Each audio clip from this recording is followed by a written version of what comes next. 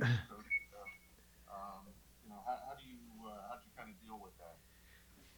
I think this whole, year's been just one where you adjust, you adapt, and, find a way to find success through it. So, when we had a team meeting, I think we found out around 10:30, met with our players at 11:30, and they're already in their travel sweats for the day, meetings, get ready for practice, but just told them, these things can happen. We knew they could happen, and you adjust. So for some of them, they needed, to me, we have 2 bye weeks next year, so we need to practice that too. So they got the day off on Saturday and gave us an opportunity to start work on Western Illinois and get an extra day really in preparation. Usually Mondays are, reviewing game film and making corrections, but to get a head start on Western Illinois. Was there any advantages to it, Coach, in terms of health or just having some time off? Were any of your guys banged up?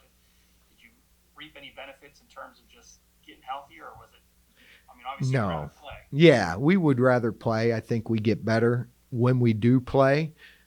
So if we had to choose, I think our young men would say they'd rather have played on Saturday. I think all the coaches would rather have played, but it's something you deal with. Focus on the things you can control. We can't control that, so we made the necessary adjustments and move forward.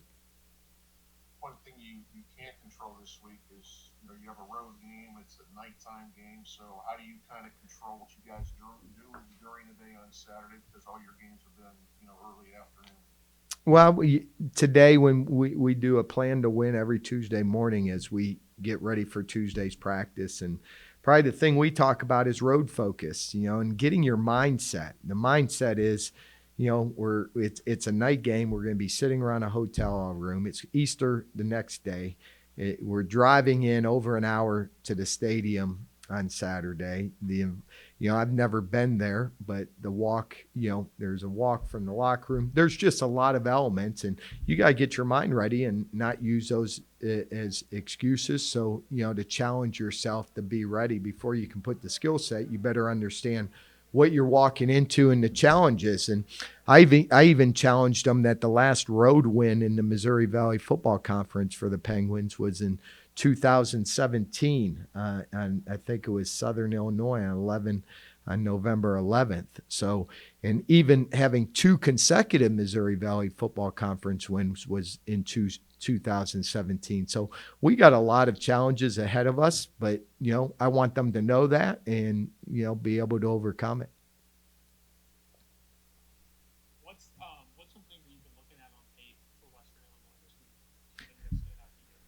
I mean, they're the number one passing team in the league. That's what jumps out. They haven't been fortunate enough to finish a football game, and win a football game. But statistically, they're number one in passing. So they're going to throw the football around. We got to be ready for that. They've been successful. They've been in games in the third and fourth quarter, and just like us, we one game we learned to finish it. And that was the South Dakota game. So I think they're still in that process, just like us, on trying to finish those games. But, their quarterback, I think, threw for 40 completions out of 58, his last football game. So, we got to be ready to defend the pass. One of the hallmarks of this conference for forever has been there are no easy games, even if Mm-hmm. somebody comes in 0-5. And players in years past have obviously understood that. You got a lot of young players on your team. Is that something that you address with them when they, because some of them will look ahead and see 0-5 and might not think it's as challenging as somebody at the top of the league standings, but obviously that has proven false in years past. Yeah, and realistically, we're 1-4, so that I can quickly diminish that from their thoughts. But our whole goal, I think, the second half of this season was just like coming off halftime at 0-0, and we're taking one game at a time. And really, if we ever, when we want to be a playoff contending, championship contending program, you got to play your best football at the end of the season, which would be late October, November in a normal year.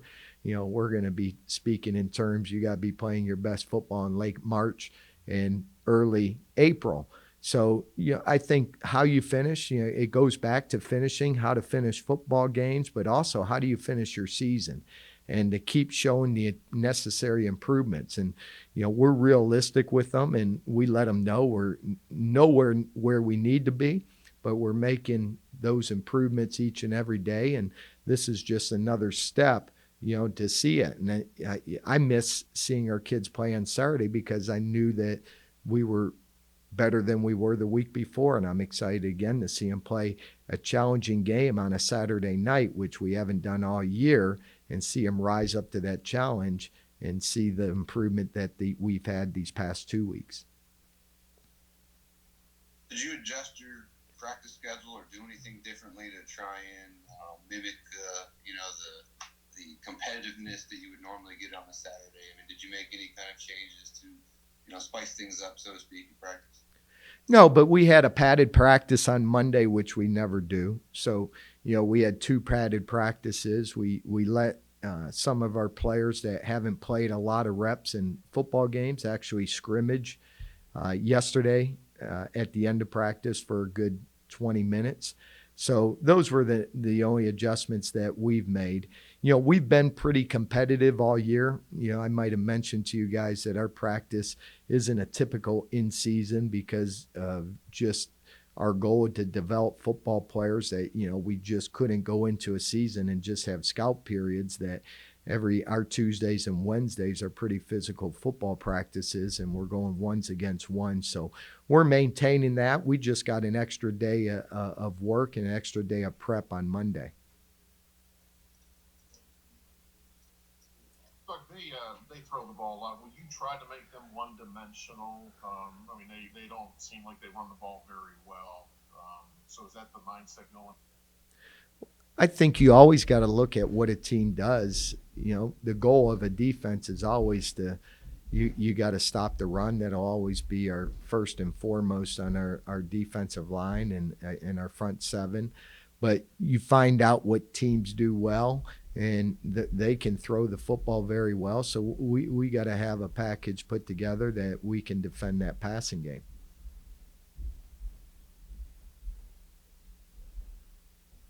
What kind of changes, or I don't know if it's changes, or what needs to happen more in the passing game for you guys to start to stretch the field a little bit? That's the one area that I think has been lacking a little bit with the offense. You guys have obviously made big strides over the last month or so on offense. What do you think's missing in that area? I don't think anything's missing. I think it's just repetition. I think it starts in practice and being able to throw and catch with your receivers and working on the timing, and then to be able to do that with a pass rush with guys coming, at you at full speed. And you got to be able to do that versus your one defense. And, we've been doing that every week. We see the improvements, but then you get in a football game and, we get into a game and we find out, we're controlling it up front. We're controlling the clock. We're being able to move the ball on the ground. And the ultimate goal is to win football games. It's not just to, try to, throw for statistics or whatever, but we feel comfortable enough. We feel like we've made the necessary improvements that we can throw the ball downfield. I think the last game, though, we just wanted to make sure we finished it, and especially that last drive. And, but I'm anxious to see what our guys, because I do believe we have guys that are explosive and that can make plays downfield, and our quarterbacks are becoming better decision makers just with the more repetition and more games that they get under their belt.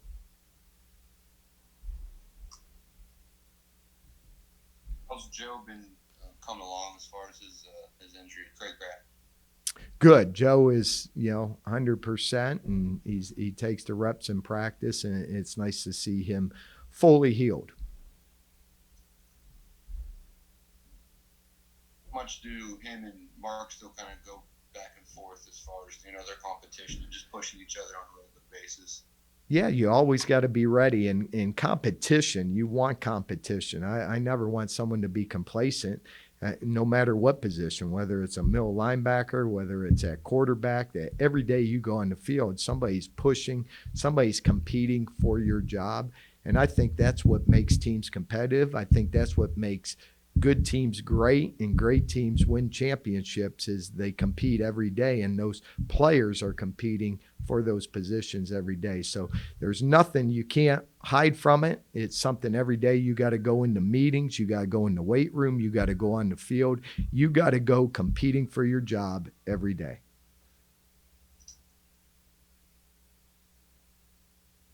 How have you seen some of these guys grow from a leadership standpoint? You know, we've talked a lot about the chemistry of the team and just making sure there's more of a brotherhood. You know, now that the season's, you know, kind of on the back end, you know, have you seen a lot of changes or a lot of growth from them in that perspective?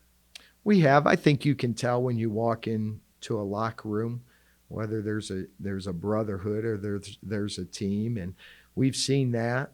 We have a leadership council that the players voted on, with different kids from different classes, and we meet every Monday, and those guys are part of the decision making. It's their team. I don't get to play on Saturdays. They do.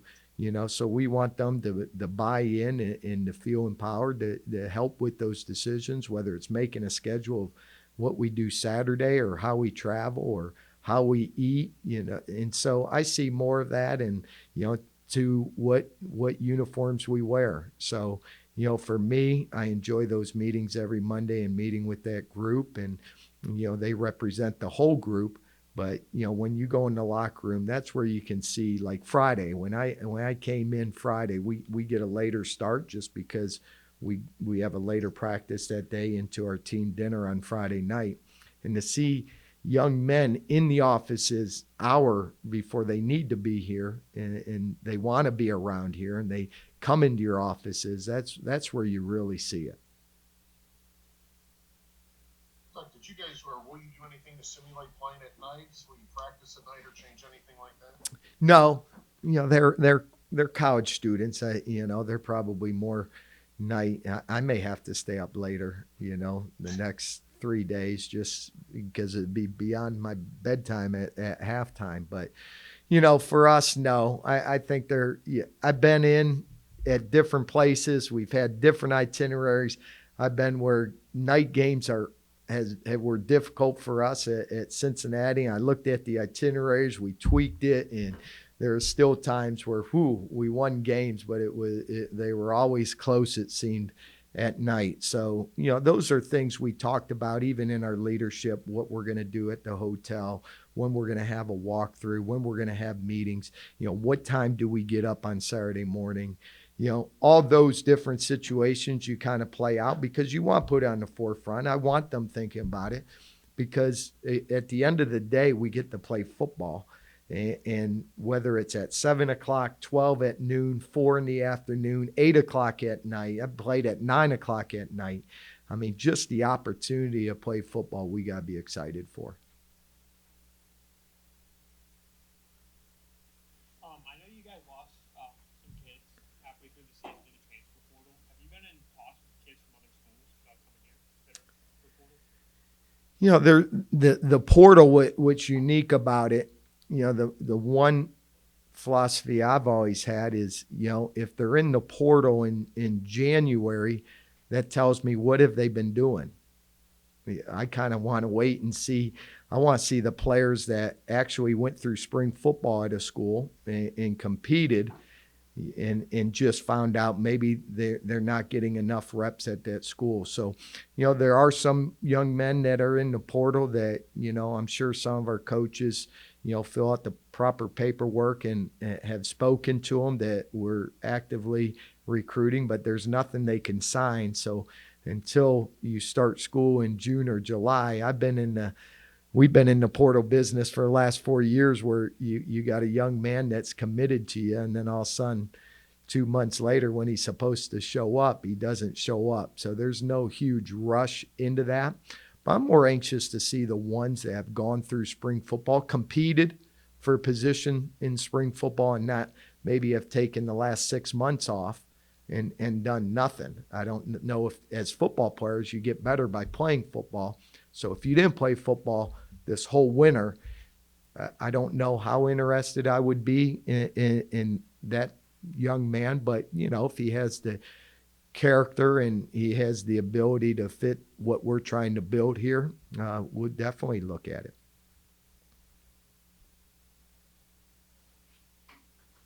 Are you guys, from a health standpoint, considering you had a week off, that help from that area?